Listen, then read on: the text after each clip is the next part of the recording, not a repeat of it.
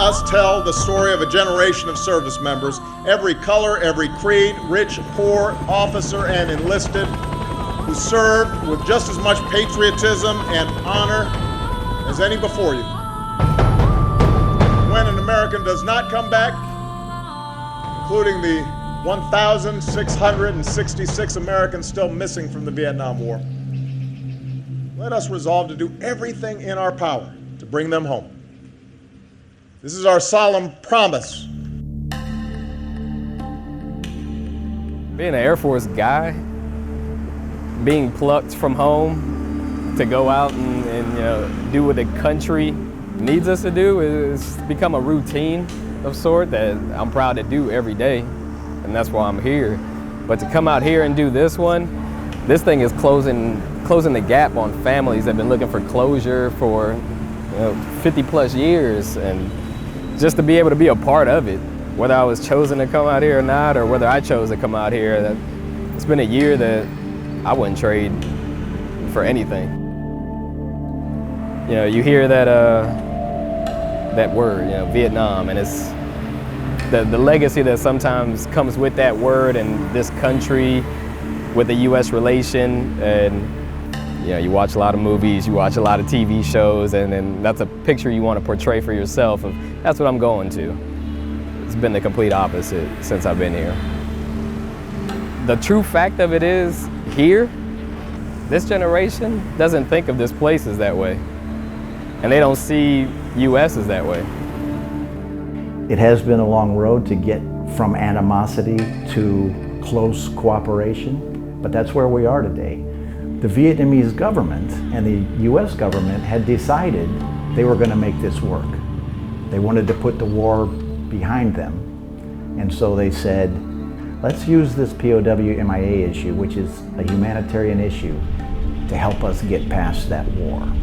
Because it's an easy thing to explain to the Vietnamese people. These families are looking for their missing soldiers. That's something they can understand too, because they have missing soldiers as well. But especially the Vietnamese people, when they saw these guys are coming over here and they go to great lengths to get one missing man.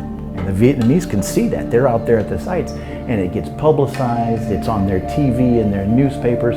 So over the years, they kind of gradually saw that this was a humanitarian issue.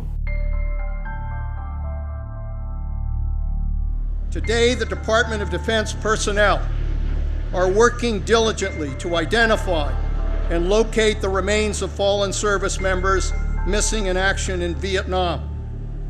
Let me assure you, this sacred mission will continue until all of our troops come home and are accounted for.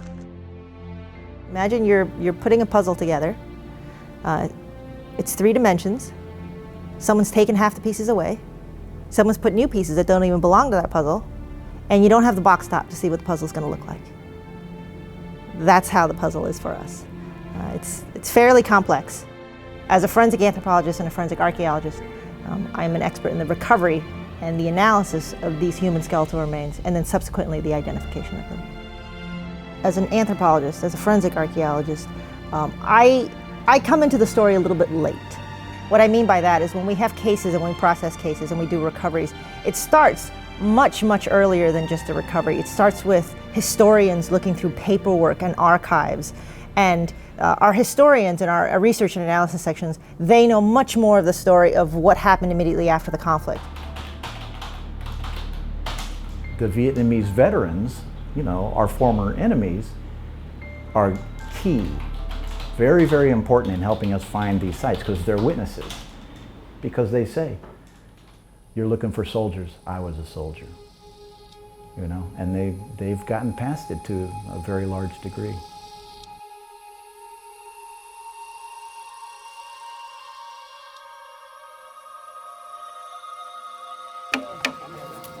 In Vietnam, we do joint field activities where we don't go anywhere without a Vietnamese contingent.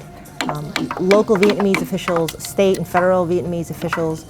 We do hire a fair amount of local laborers to help us with the site and to help us process the site, and we wouldn't be able to do this job without them. they are the subject matter experts sometimes of the actual incident themselves, if we're able to find witnesses and informants who know of a plane crash, for example, or a local burial that we're trying to find. Sometimes we have to fly by helicopter, but before that, when doing advanced work, we have to climb up to the site, choose the LZ, and then make the LZ, for the team, because it's really far. Sometimes we have to walk like 8 hours in the jungle, in the woods. The majority of our sites now are sites that are the difficult ones to process. The easier sites to process have already been done. So the only ones left now are the ones that are extremely difficult because of logistics and topography and a relative amount of danger as well. So it's definitely a dirty job. I wouldn't see anything different to ever want to do something than come out here and do the mission. And I think I can speak for every guy on the team that they have no quarrels with getting their hands dirty and getting in there and getting the job done. And I would hope, for my children's sake, that if something was to ever happen to me, that there's an organization or my unit or just my brethren in arms in the Air Force, they would stop at nothing to make sure that they gave my kids that same closure, my wife, my family, my mother, that same sense of peace to know that we're gonna bring them back. We're gonna do whatever we can to do it. No matter how much time it takes, no matter what we gotta do, but we're gonna bring him home. And that would be everything I would want, and is exactly why we're doing this. And it's a little sense of pride that we know that we play a part in not just the MIA mission, but relations between the two countries that continue to grow over the years.